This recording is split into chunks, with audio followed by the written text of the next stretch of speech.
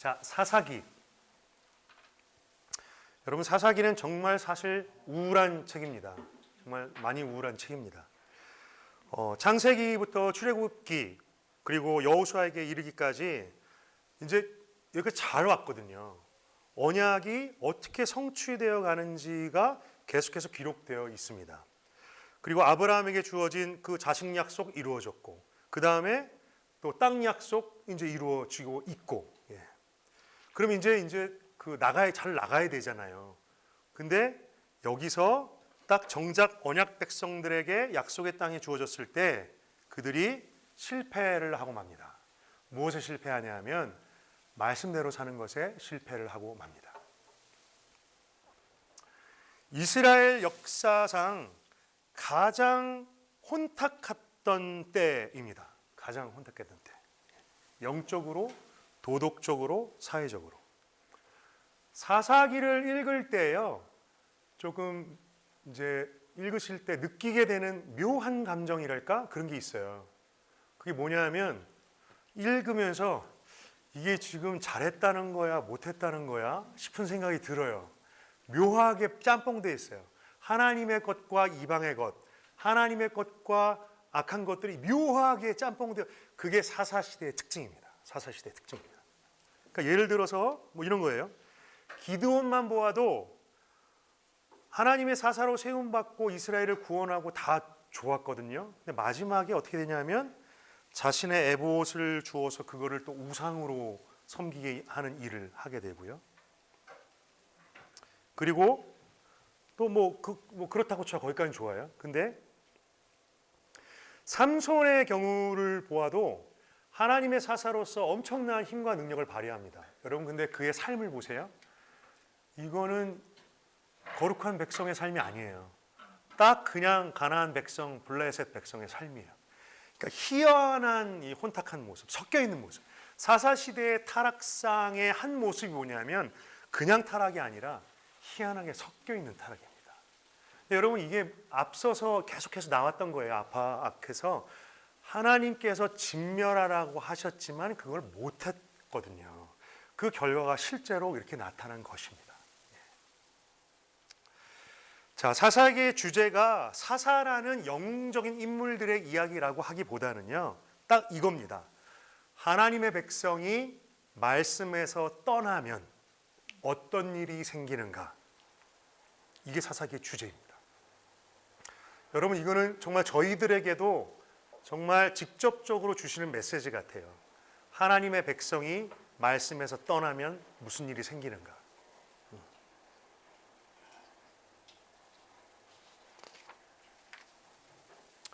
자, 우리 간단하게 이스라엘이 왜 이렇게 타락하게 됐는가를 원인을 성경 안에서 뭐라고 얘기하는지를 좀 보고 싶습니다. 자, 첫 번째는요, 그 원인이 서론에서 반복적으로 나타납니다. 여러분, 이제 사사기 1절 이렇게 보시면요, 1장 보시면요, 자, 여호와께서 유다와 함께 계셨으므로 그가 산지 주민을 쫓아내었으나 쫓아내지 못하였으므로 라는 말 있어요. 사사기 1장에 보시면 이 쫓아내지 못하였다는 말이 10번 가까이 나옵니다. 각 지파별로. 유다 지파는 어디를, 베냐민 지파는 누구를, 무슨 지파는 누구를 쫓아내지 못하였다. 여러분, 성경 읽으실 때 팁이 하나 있죠. 반복은요, 지금 성경의 저자분인 하나님께서 뭔가 말씀하고 싶으신 거예요. 반복은 무조건 강조이고 반복 나오면 거긴 뭔가 있습니다. 쫓아내지 못했기 때문에.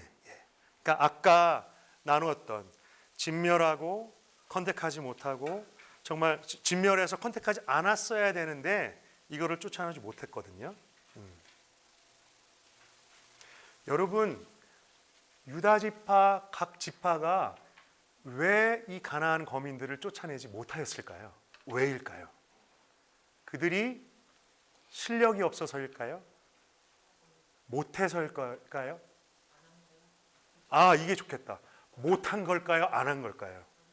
이거는 안 한 거예요. 왜 안 했을까?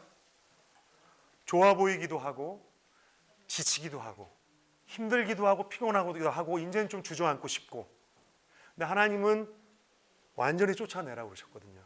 그러니까 지금 이 사람들이 안 한 겁니다. 안 했어요. 말씀에 순종하지 않았습니다. 그래서 그 결과로 하나님께서 경고하신 것처럼 스물스물 가나안의 그 우상과 그 종교와 문화와 그 도덕적인 것들이 스물스물 어느새 폭포수처럼, 그래서 어떻게 돼요? 어느새 이제 경계가 모호해질 정도로 어느 게 옳은 건가 어느 게 옳지 않은 건가가 모호해지는 때가 돼버린다는 것이죠.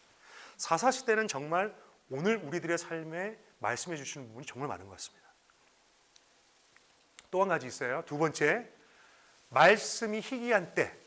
이것은 무엇이냐 하면 나중에 나오는 사무엘 시대의 사사시대를 평가하는 말입니다. 여러분 읽어보셨을 거예요. 같이 한번 3장 1절 읽어볼까요? 시작. 엘리 앞에서 여호와를 섬길 때에는 여호와의 말씀이 희귀하여 이상이 흔히 보이지 않았더라. 그러니까 이게 사무엘 얘기까지도 아직 사사시대거든요. 사사시대를 성경이 정의하는 특징, 말씀이 희귀했다. 말씀이 희귀했다는 얘기는 이걸 겁니다. 말씀을 가르치는 자도 없으며 말씀을 듣는 자도 없으며 말씀은 전하는 자도 없는 시대가 말씀이 희귀한 때거든요. 왜 그렇게 됐을까? 왜 그렇게 됐을까? 여러 가지 이유가 있겠지만요. 한 가지는 이것이 있어요. 말씀을 맡고 하나님의 성전의 일, 제사 지내는 일을 맡았어야 될 레위인들이요, 다 자신의 사명을 떠났습니다. 뭐 하러? 생업을 찾아서. 신명기 18장 곳곳에 나오는 게 여기 아시죠? 레위 지파는 땅을 안 줬어요. 왜죠? 그런 무책임 말한 말이 어디 있어? 그러나 그게 사실인 거예요. 너희의 기업은 나다. 그러는 게 사실 축복인데 우리의 현실적으로 볼 때는 이렇게 되는 거죠. 그래서 어떻게 하라고 하셨어요? 다른 지파들이 11조를 그들에게 줘라. 다른 지파들이 먹여 살려라.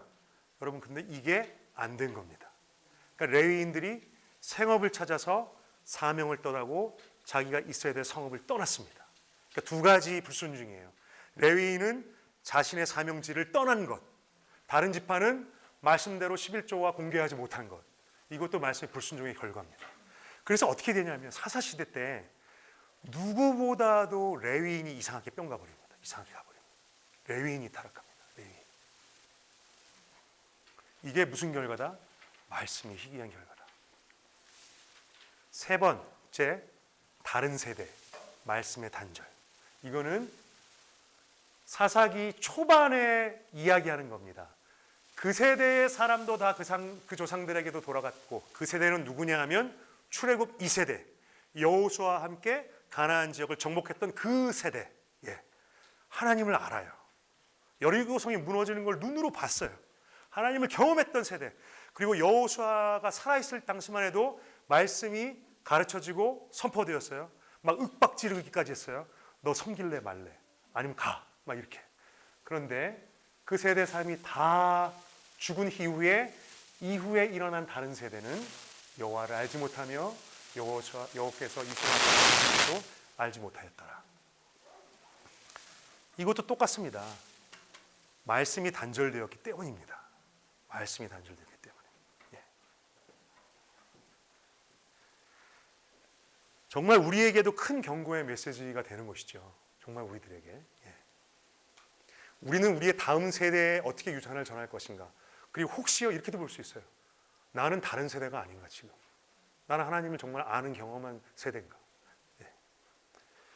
예. 이 타락 세 가지의 원인이요 전부 다 말씀이란 관계가 있습니다. 자식이 땅에 들어가서 말씀을 붙들어 써야 되는데 그거를 못한 결과라는 것이죠.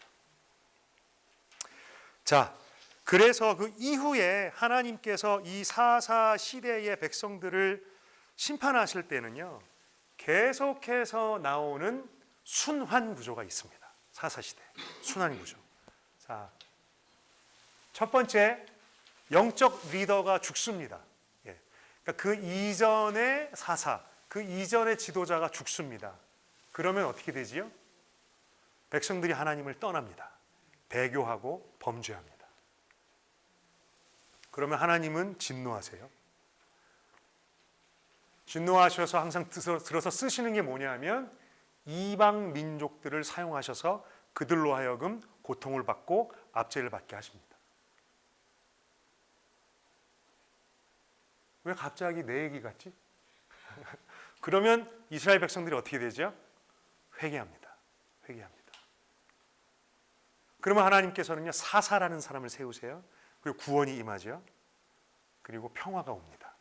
예. 이러고 끝? 아니에요. 그 사사가 죽으면 이렇게 되는 거예요. 계속 사사시대 때 이 일이 발생하는데 남 손가락질 할 얘기가 아닌 거죠. 예. 한번 예를 들어 볼게요. 처음에 사사기 2장에서 평화가 있었어요. 리더십이 있었습니다. 여호수아가 사는 날 동안에는 평화가 있어요. 왜냐하면 그들이 하나님을 인정하고 섬겼기 때문에. 자, 여호와의 종 눈의 아들 여호수아가 죽은 다음에 하나님을 떠나고 배교하고 범죄합니다. 그 다음에 이제 아까 나온 거죠. 2장 10절에 있었던 다른 세대. 그리고 이스라엘 자손이 하나님의 목전에서 악을 행하며 바알들을 섬기며.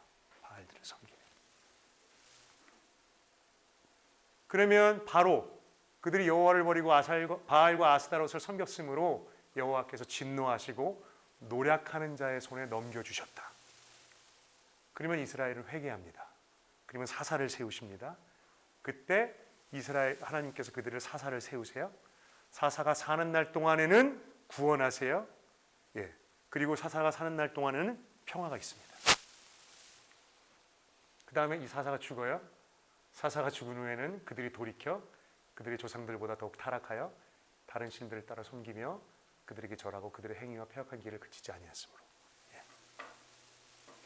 여러분, 이 그 악순환 가운데서 제가 이게 남 얘기가 아니네, 내 얘기네 그러면서 그냥 절망하고 있으면 이건 우리에게 주신 메시지가 아닐 겁니다. 이걸 알아야 돼요. 지금요, 이 사사시대 악순환 가운데 지금 빠져있는 중요한 게 하나가 있어요. 이 가운데 말씀을 붙들었다는 이야기가 없습니다. 이해가 되세요? 사사를 보내셔서 구원하셨어요. 하나님께 회개했어요. 근데 이 가운데 말씀을 붙들었다는 이야기가 없습니다. 그러니까 악순환을 깨는 건 하나예요. 말씀을 붙드는 것밖에 없어요. 지금 그게 빠져있다는 것이죠.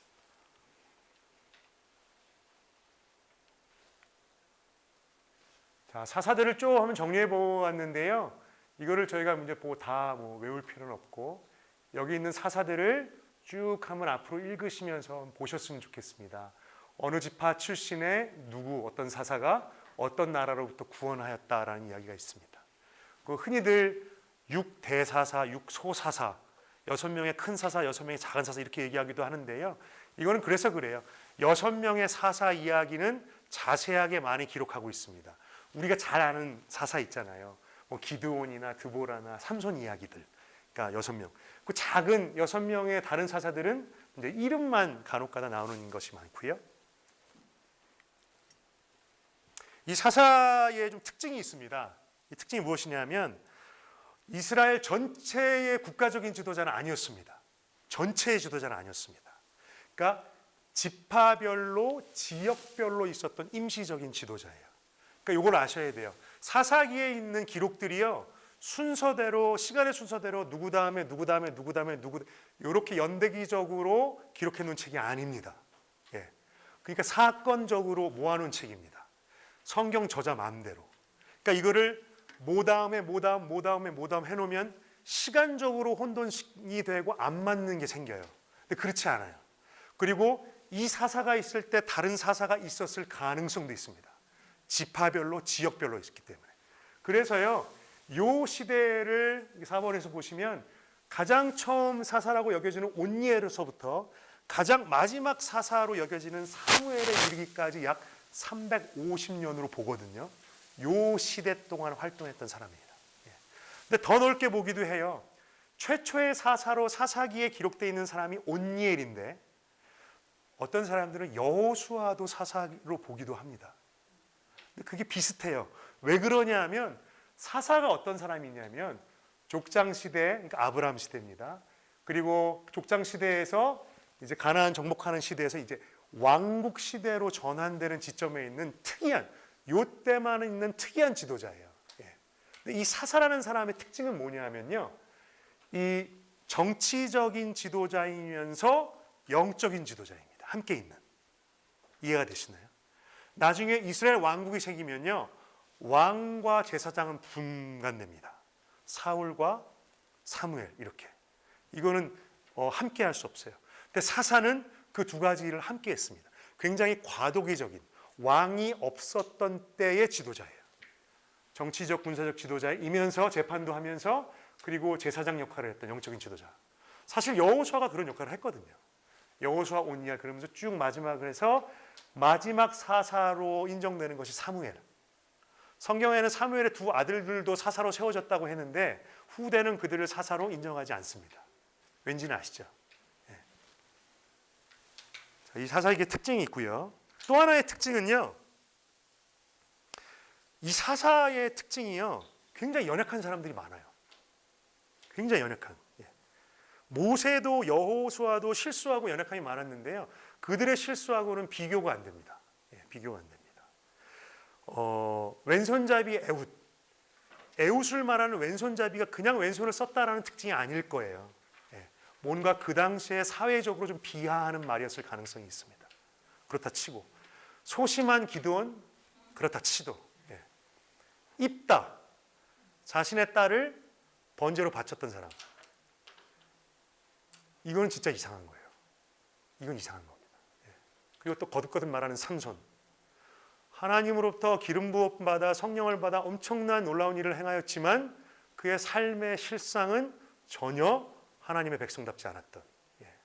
여러분, 이게요, 하나님은 연약한 사람들도 쓰신다라는 메시지로 볼 수도 있겠는데요, 저는 그거보다요, 당시의 시대상을 그대로 반영한 것 같습니다. 지도자들에게까지 그랬어요. 예. 그리고 이제 사사 시대의 영적인 상태, 도덕적인 상태를 보여주는 두 가지 사건이 마지막에 사사기 17장에서 21장까지 나오지요. 17장에서 21장까지. 이 이야기는요, 정말 읽을 때마다 이게 뭐야? 막 이런 느낌이 드는 얘기입니다. 이게 뭐야? 이게 뭐지? 그리고 읽으면요, 읽는 사람으로 하여금 여기서 무슨 은혜를 받으라는 거지? 이게 지금 무슨 이야기를 하고 있는 거지? 지금 굉장히 혼란스러워요. 예. 뭐 이제 앞으로 좀 읽으시겠지만, 읽어보시면 알겠지만, 이 미가와 단지파 사건도 정말 이상합니다. 미가라는 사람이 어머니의 돈을 실적했다가 어머니한테 얘기를 해요. 근데 어머니는 막 하나님을 찬양해요. 갑자기. 이것도 좀 이상해요. 자수했다고 기뻐하는 건가? 그거 같지 않은데 뭔가 좀 다들 좀 이상해.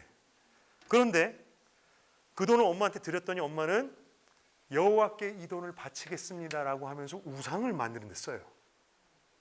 여러분, 이거 은혜 받으시면 안 되는 거예요. 절대로. 이거 이상한 거예요. 이상한 거야. 이 단어를 쓸까? 약간 좀 사이코 같은 거예요. 이거는. 네. 그리고 자기 집에다가 산당을 만들어 놓고 자기 아들 중에 한 명을 제사장으로 세우고, 지나가는 레위인 청년을 잡아다가 자기 집안의 제사장으로. 이것도 있을 수 없는 일이에요. 있을 수 없는 일이에요. 근데 이때 지나가던 단지파 사람들이 협박을 해서 그 레위 청년을 데려가고, 정말 이상한 스토리입니다. 그리고 두 번째 이야기는 정말 더 이상하죠. 레위인의 첩 얘기. 레위인에게 첩이 있다는 것부터 좀 이상합니다. 굉장히 이상합니다. 도망간 첩을 찾기 위해서 장인을 찾아가고 그 첩을 달래서 집으로 돌아오는 중에 베냐민 지파가 살고 있는 기브아 땅에서 잠깐 머물었을 때 일을 당하는데, 이때 기브아 땅에 있는 불량배들이 하는 말이 완전 소돔과 고모라죠. 그 남자를 우리로 보내라. 우리가 그와 상관하리라. 상관이 그냥 상관이 아닌 거잖아요. 성행위를 말하는 거잖아요. 그랬더니 레위인은, 그리고 이 집에 있는 남자들이 저희 첩을 줬어요. 밤새 뭐 윤간을 하고 죽고, 그다음에 뭐 시신을 절단내서 지파로 보내고, 막 동족 산전의 비극이 일어나고. 와, 이거는 사람들이 막 노인들이 그럽니다. 야, 난 이런 일을 본 적이 없다. 예. 근데 이게 지금요 분명히 우리들한테 말해주는 메시지가 분명히 저자가 있는 것입니다. 제가 볼 때는 이래요.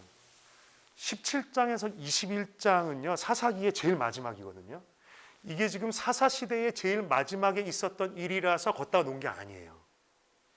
사사기의 저자가 뭔가 메시지를 말씀하고 싶어서 사사시대의 가장 특별한 이 두 사건을 정해서 거기다 딱 놓은 겁니다.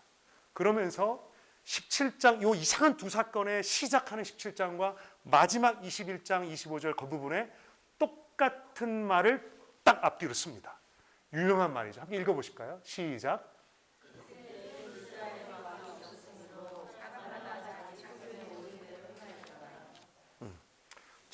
지금 사사시대의 그 모든 타락의 원인을 지금 이 사사기의 저자가 이렇게 지금 이야기하고 있는 것입니다. 이스라엘의 왕이 없었으므로. 그죠? 예. 이것을요 저희가 우리들에게 적용할 때 복음적으로 이거를 해석할 때 사람이 왕 대신 하나님을 떠나면 사람이 왕이신 하나님을 떠나서 자기 소견에 옳은 대로 자기가 주인 돼서 살면 이런 일이 생길 수 있다라는 메시지를 우리들에게 주실 수 있지요. 그죠? 그런데 저는 여기서요 이 성경의 맥 가운데서 메시지를 좀 찾아보고 싶어요. 예. 지금 이 사사기의 저자는요 지금 이런 얘기를 하고 있는 겁니다. 사사시대가 이렇게까지 돼버린 이유가 하나라는 거예요. 이스라엘에 아직 왕이 없었어요. 아직 왕이 없었어요. 예. 그리고 이후에 지금 스토리를 향해서 어딜간가를 가고 있는 겁니다. 이게 재밌는 게 있습니다. 이 두 사건 다 주인공이요 레위인이에요. 등장 주요 인물이 레위인이에요. 하나님의 말씀을 받았고 가장 거룩한 하나님의 말씀을 받아야 될 사람들이 타락해버린 정말 희귀한 말씀이 희귀해버린 그때입니다. 여러분들 여기 되게 재밌는 게 있어요. 이 두 사건이 다 유다 베들레헴에서 일어났어요. 이거 되게 특이한 거예요. 왜 하필? 왜 사사시대 온 이스라엘에 정말 새고새건 만 땅 중에 정말 더 단지파 있는 거기서 더 이런 일이 일어나야 되지 않나? 근데 이 두 사건이요 유다 땅 베들레헴 혹은 유다 땅 베들레헴과 밀접한 사건을 가지고 지금 이 사건이 이야기하고 있습니다. 그리고 사사기의 저자는 이게 이스라엘에 왕이 없었기 때문에 지금 이런 일이 생겼다라고 하는 거예요. 지금요 제가 볼 때는요 이 사사기의 저자가요 지금 어디를 향해서 지금 화살표 손가락을 지금 향하고 있는 거예요. 유다 베들레헴 출신의 왕을 향해서 지금 이렇게 화살표가 되고 있는 거예요. 누굴까요? 제 생각에 두 명이 있어요. 유다 베들레헴 출신의 왕 다윗하고 예수님. 다윗하고 예수님. 지금 성경의 저자가 이렇게 화살표를 향하고 있는 거예요. 지금. 예. 유다 베들레헴 출신의 왕을 향해서 이야기 가고 있는 겁니다. 예. 그러니까 큰 그림에서 보시면 이렇게 되는 것이에요. 사사 시대가 말씀이 희귀해서 이렇게 돼버렸다라는 것만으로 끝나면 안 됩니다. 지금 하나님의 구속의 역사는요, 이것은요, 하나님께서 세우신, 하나님께서 기름 부으신 왕이 그 나라를 통치할 때에만 해결되는 문제라는 거예요. 지금 스토리가 좀 그를 향해서 가는 것이죠. 네. 네.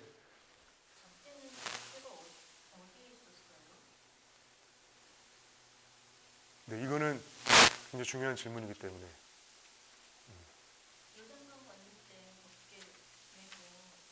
그렇죠. 네네네. 그 다음에 제가 이거 좀 정확히 좀 기억이 안 나는데요. 지금 법궤하고 장막하고 만났다가 떨어지는 일들을 그 다음에 좀 반복을 하는 것 같아요. 예. 그리고 하나님의 그 성막 있잖아요. 그 성막은 실로로 갑니다. 근데 제가 법궤가 어디 갔는지 정확히 좀 기억이 안 나요. 그죠? 그러니까 아직 지금 하나님의 성전이 정확하게 자리 잡지 못했을 때. 예. 그래서 이 이후에 이 사사 시대 이후에는요, 이 성막이 있는 실로가 굉장히 중요한 위치를 차지하게 됩니다. 이때는. 예.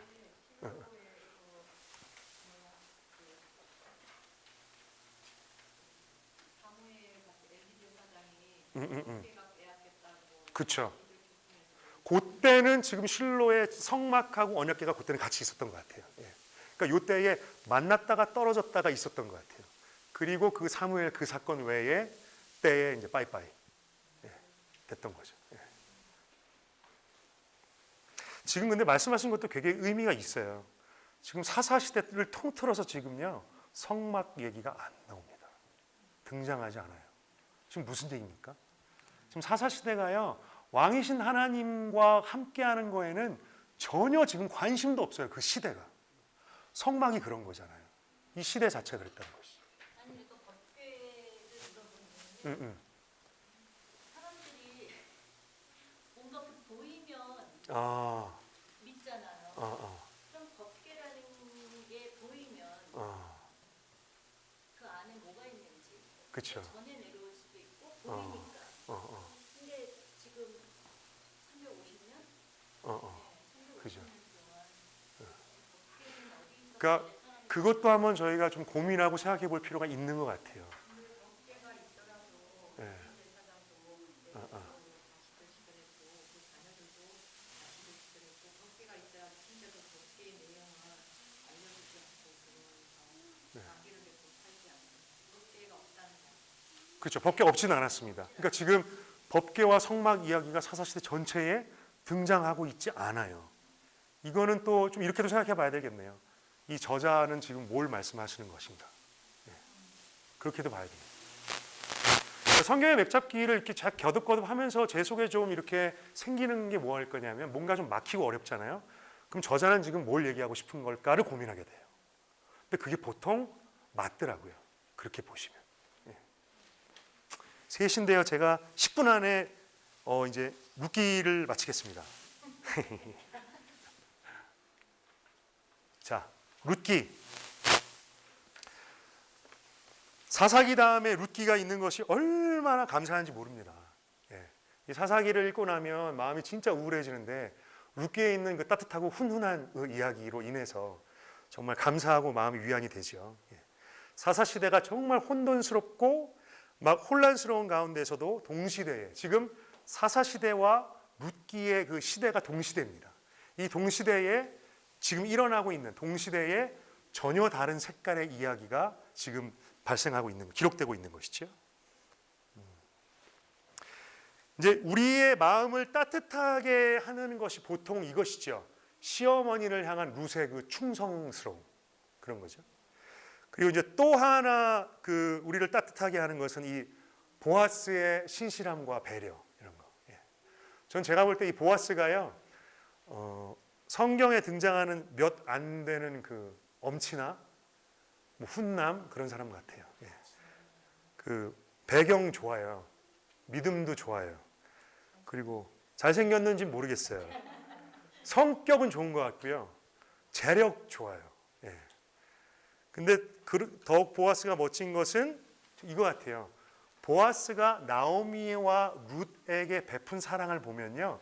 그게 하나님의 헤세드 사랑의 모습을 담고 있다는 겁니다. 그러니까 조건 때문에 주는 게 아닌 거죠. 일방적으로 주는 거죠. 그 정말 마음의 긍휼함 때문에 주는 것이죠. 정말 보아스가 그랬던 것 같아요. 그런 보아스의 사랑을 볼 수 있습니다. 하나님의 헤세드 사랑을 닮은. 근데 사실은 지금 사사기도 지금 어딘가를 향해서 가고 있다 그랬잖아요. 사실은 룻기도 지금 어딘가를 향해서 가고 있어요. 똑같은 데를 향해서 가고 있습니다. 이 룻기에 있는 정말 메시지는요. 뭐 룻의 충성, 나오미와 룻의 기환, 보아스의 사랑과 환대, 그리고 나오미가 주님께서 나의 기쁨을 내 슬픔으로 변화시켜 주셨다라는 그 고백들, 이런 거 다 은혜스럽지만 이런 거 다 떠나서 마지막에 있는 결론이 여기로 간다는 거죠. 네. 마지막에 나오미가 아기를 받아 품에 품고 그의 양육자가 되니 그의 이웃 여인들이 그에게 이름을 지어주되 주르륵 그의 이름을 오베디라 했는데 그는 다윗의 아버지인 이새의 아버지였더라 하고 18, 19, 20, 21, 22절에 우리가 마태복음 1장에서 많이 보았던 그 족보가 여기 딱 나옵니다. 예. 예. 지금 룻기도 지금 어딘가에 향해서 가고 있는 거죠. 예. 우리가 이 성경의 스토리라고 하고 성경의 저자가 뭔가를 말하고 싶고 하나의 흐름가로 얘기할 때는요, 성경의 그 하나님의 그 구속사 가운데 이 다윗이란 인물은 정말 중요한 자리를 차지한다는 걸 알 수 있습니다. 다윗이란 인물보다는 사실 그 다윗으로 인한 다윗 왕국이 중요한 거죠. 더 중요한 이유는 넘어서 가리키고 있는 예수 그리스도 때문에 지금 사사기하고 룻기는 이 유다 베들레헴 출신의 이 왕을 향해서 손가락을 가리키고 있는 것이고요. 그래서 마지막에 룻기의 의미를 이렇게 좀 정리해 볼 수 있을 것 같습니다. 혼돈의 시대 중에도 하나님을 경외하는 소수의 사람들이 있었다. 동시대 사사시대와 동시대였습니다. 그 혼돈의 시대 가운데 이 룻기를 보시면요, 비교대에서 나오는 두 인물이 있는 것 같아요. 첫 번째 비교가 룻과 그의 동서, 이름이 오르바였던가요? 그죠? 이게 딱 이런 것 같아요. 하나님 앞에 신실한 그 소수의 신실한 백성하고요, 그 다음에 대다수의 자신에게 더 신실했던 사람. 다른 말로 하면 좁은 문과 넓은 문. 소수의 하나님의 사람, 다수의 세상에 나를 더 사랑하는 사람. 룻과 오르바. 또 있어요. 보아스가 비교되는 사람이 보아스보다 더 먼저 친족 물을 권리를 갖고 있었던 이름도 기록되지 않은 그 아저씨. 그죠? 이 사람도 딱 이런 것 같아요. 소수의 하나님 앞에 신실한 사람과 다수의 자기에게 더 신실했던 사람을 딱 비교하고 있는 것 같습니다. 근데 이런 거죠. 그 혼탁한 대다수가 그렇게 말씀 없이 하나님 없이 살아가던 시대에도 소수의 하나님을 경외하는 사람들이 있었다라는 거죠. 그리고 또 하나는 세상이 자신들이 왕이 되어서 흘러가도요, 하나님은 보이지 않는 곳에서 여전히 그분의 구원의 역사를 이어가십니다. 룻기가 하나님이 등장하지 않으시는 성경책 중에 하나입니다. 하나님이 등장하지 않으세요. 그런데 우리는 압니다. 이 모든 일을 누가 하셨는지, 이 모든 일의 배후에 누가 있으신지 압니다. 그리고 이거죠. 하나님의 구원의 역사는 이방인을 제외하지 않습니다. 이게 당시의 유대인들에게는요, 이 룻기의 스토리는요, 충격적인 스토리입니다. 특히나 마태복음 1장에 있는 예수님의 족보는요, 당시 유대인들의 그 시각에서 보면요, 이건 충격적인 족보예요. 자신들의 왕의 족보에 이방 여인, 천한 여인, 낮고 있어서는 안 될 사람들이 들어가 있다는 것이죠. 4번, 도리어 하나님은 낮고 천한 이들을 사용하여 구원의 일을 이어가신다. 우리가 여자의 후손 얘기요, 우리 담할 때부터 했거든요. 성경의 저자가 무지하게 성경 그 관심을 갖고 있는. 지금 그러면 그 여자의 후손의 맥을요, 오늘 이 시간에도 두 개나 얘기했어요. 그러니까 이 예수님의 족보 가운데 빨간 글씨로 나오는 유다는 다말에게서, 그 다음에 살못은 라합에게서, 보아스는 룻에게서, 여기 나오는 여인들이 정상적인 여인이 하나도 없었습니다. 그죠? 정상적인 여인이라는 것은 시아버지와 며느리, 이방 여인의 기생, 그리고 이방 여인. 이후에도 마찬가지예요. 그 다윗 다음에 나오는 사람, 이름도 안 나오는 우리아의 아내, 간통으로, 그죠? 쭈르륵 내려가면 예수님의 어머니 마리아는 결혼 안 한 여자예요. 싱글녀였어요. 예수님의 족보 가운데 이렇다는 거죠. 이렇다는 것이죠. 자, 그래서 이제 성경은요, 사사기, 룻기 다음에 이제 하나님 나라의 일, 하나님 왕국의 일을 이제 기여를 탁 바꿔놓고 들어갑니다. 그래서 이제 우리가 3월달에 사무엘상을 들어가기는 할 겁니다. 사무엘상 하, 열왕기 상하 이렇게 나오겠죠. 이 스토리가 왕국 이야기잖아요. 그런데요, 사무엘 상하라고 이름이 되어 있잖아요. 여러분 사실 잘 보시면요, 그거 다윗 상하입니다. 성경은 다윗 이야기 하고 싶은 거예요. 다윗 상, 다윗 하를 우리가 이제 들어가는 거죠. 이제 왕국 얘기는 우리 다음 달에 함께 모였을 때 같이 한번 하겠습니다. 예. 시간을 좀 오버해서.